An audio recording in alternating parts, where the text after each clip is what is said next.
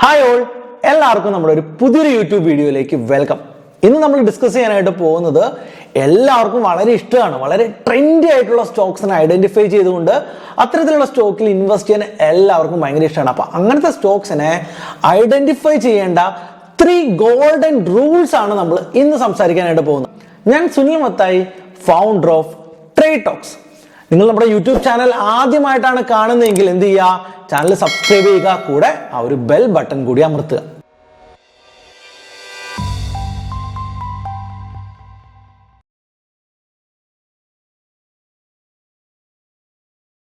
മൂന്ന് ഗോൾഡൻ റൂളുകൾ എന്തൊക്കെ എന്ന് നമുക്ക് 1 by 1 ആയിട്ട് കാണാം. ആദ്യത്തെ റൂൾ എന്ന് പറയുന്നത് മാർക്കറ്റിന്റെ സ്റ്റേജ് ഐഡന്റിഫൈ അല്ലെങ്കിൽ മാർക്കറ്റിന്റെ ട്രെൻഡിനെ നമ്മൾ ഐഡന്റിഫൈ ചെയ്യുക എന്നുള്ളതാണ്. നിങ്ങൾ മാർക്കറ്റ് സൈക്കിൾ അല്ലെങ്കിൽ മാർക്കറ്റ് സ്റ്റേജസ് എന്നൊക്കെ കേട്ടിട്ടുണ്ടാവും. അതായത് മാർക്കറ്റ് ഇപ്പോൾ ഏത് സ്റ്റേജിലാണ് എന്ന് ഐഡന്റിഫൈ ചെയ്യുക എന്നുള്ളതാണ്. നിങ്ങൾക്കറിയാം, ഒരു അപ് ട്രെൻഡ്, അതുപോലെ തന്നെ സൈഡ് വൈസ്, അതുപോലെ തന്നെ ഡൗൺ ട്രെൻഡ്, ഇങ്ങനെ 3 സ്റ്റേജസ് ഉണ്ടെന്ന് പൊതുവെ പറയുമെങ്കിലും നമുക്ക് എല്ലാ സ്റ്റേജസും 4 സ്റ്റേജസ് ആയിട്ടാണ് മാർക്കറ്റിനെ ഡിവൈഡ് ചെയ്തിരിക്കുന്നത്.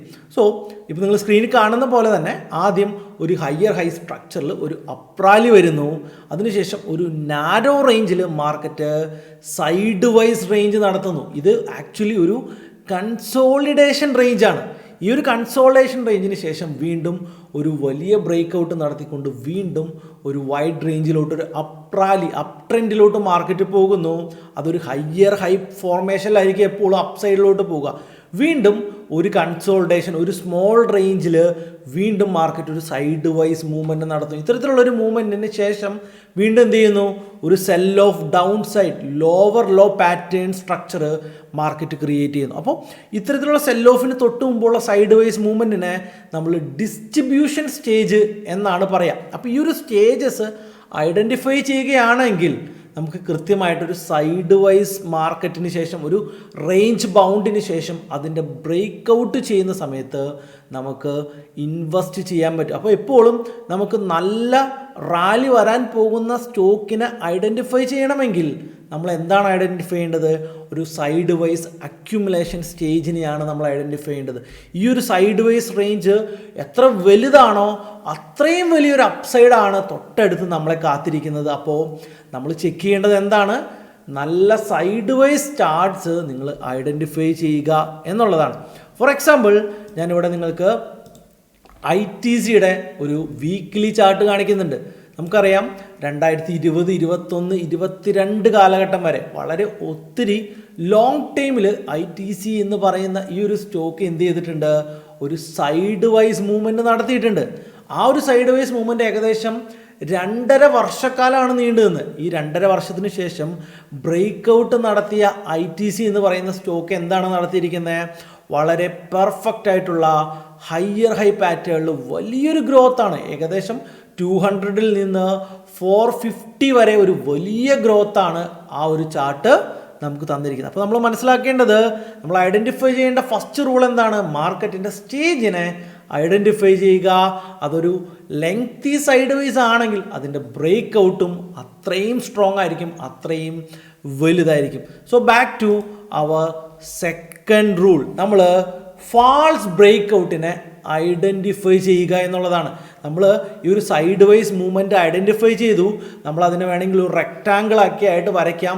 ചില സമയത്ത് സൈഡ് വൈസ് മൂവ്മെൻറ്റ് ചെറിയ അപ്സൈഡ് സൈഡ് വൈസും ചെറിയ ഡൗൺ സൈഡ് വൈസും ഒക്കെ ആയിട്ട് വരാറുണ്ട്. എന്നാലും ഇത്തരത്തിലുള്ള ഒരു ട്രെൻഡ്, ഒരു സൈഡ് വൈസിന് നമുക്കൊരു റെസിസ്റ്റൻസ് ലൈനും ഒരു സപ്പോർട്ട് ലൈനും വളരെ കൃത്യമായിട്ട് വരയ്ക്കാനായിട്ട് പറ്റും.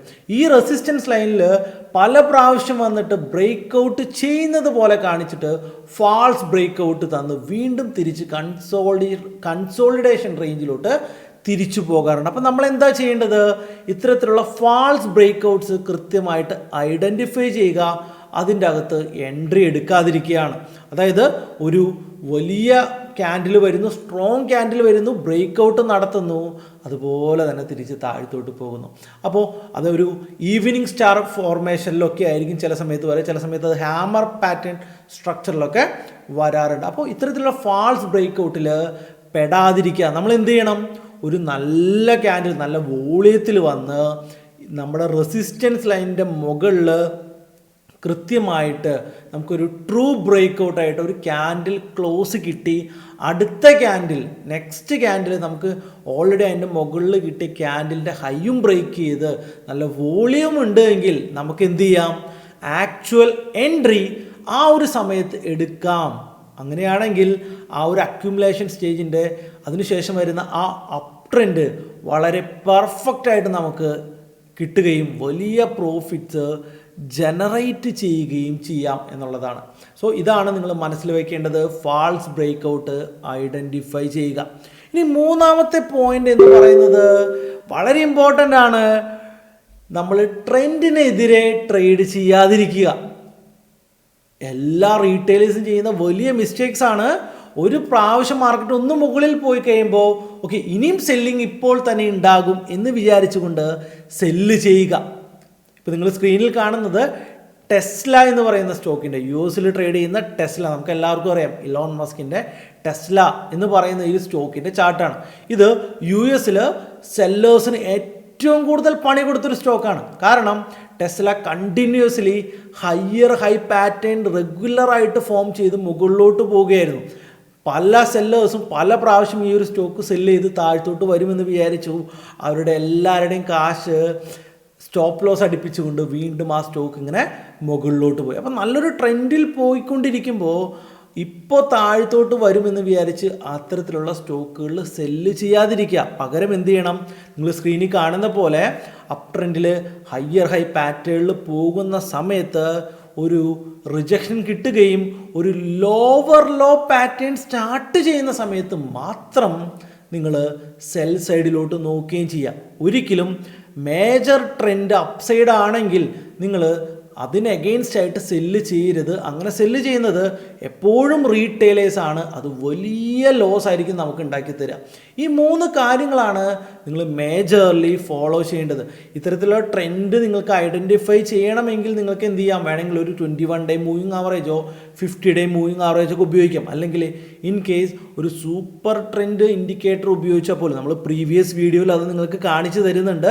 നിങ്ങൾ നേരെ നമ്മുടെ തൊട്ട് മുമ്പ് നമ്മൾ പബ്ലിഷ് ചെയ്ത വീഡിയോ നിങ്ങൾ നോക്കിക്കോളൂ. ആ സൂപ്പർ ട്രെൻഡ് എന്ന് പറയുന്ന ഒരു ഇൻഡിക്കേറ്റർ ഇട്ടാൽ പോലും ഇത്തരത്തിലുള്ള റിവേഴ്സൽസിന് നമുക്ക് ഐഡൻറ്റിഫൈ ചെയ്യാൻ പറ്റും. അപ്പോൾ സൂപ്പർ ട്രെൻഡൊക്കെ റിവേഴ്സ് ആയി അതൊരു സെല്ലിംഗ് പ്രഷർ വന്നതിന് ശേഷം മാത്രമാണ് ഒരു മേജർ ട്രെൻഡ് കഴിഞ്ഞു എന്ന് നമുക്ക് ഐഡൻറ്റിഫൈ ചെയ്യേണ്ടത്. അപ്പോൾ ഈ 3 റൂൾസ് നിങ്ങൾ മറക്കരുത്. ഈ 3 റൂൾസ് വെച്ച് നിങ്ങൾ അടിപൊളിയായിട്ട് ട്രേഡ് ചെയ്താൽ നിങ്ങൾക്ക് വലിയ റാലിയൊക്കെ ക്യാപ്ചർ ചെയ്യാനായിട്ട് പറ്റും. ആദ്യം മാർക്കറ്റിൻ്റെ സ്റ്റേജിനെ ഐഡൻറ്റിഫൈ ചെയ്യുക.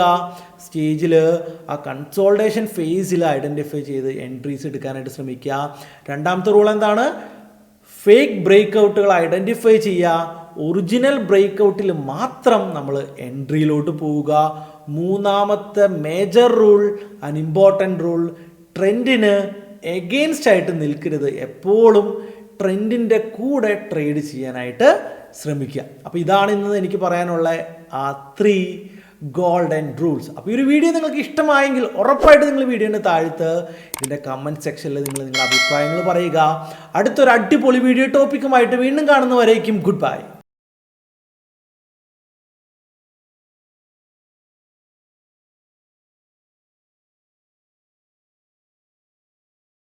Investment in securities market are subject to market risks. Read all the related documents carefully before investing. Please read the risk disclosure documents carefully before investing in equity shares, derivatives, mutual fund, and or other instruments traded on the stock exchanges.